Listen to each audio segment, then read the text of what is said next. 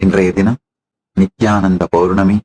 36 ஆண்டுகளுக்கு முன்பு இதே நன்னாளில் 1989 வைகாசி மாதம் விசாக நட்சத்திரம் பௌர்ணமி திதியோடு கூடிய நன்னாளில் மாலை நேரத்தில் திருவண்ணாமலையில் பவழக்குன்றில் அமர்ந்து எனக்குள் என் மூலத்தை ஆழ்ந்து தேடிக்கொண்டிருக்கும் பொழுது பரமசிவ பரம்பொருள் தன்னையே வெளிப்படுத்தி என்னை அவருக்குள் ஈர்த்துக் கொண்டு தான் தானாய் விளங்கி பரமாத்வைதத்தை வெளிப்படுத்தின நன்னாள், பரமாத்வைதத்தை வெளிப்படுத்திய திருநாள்.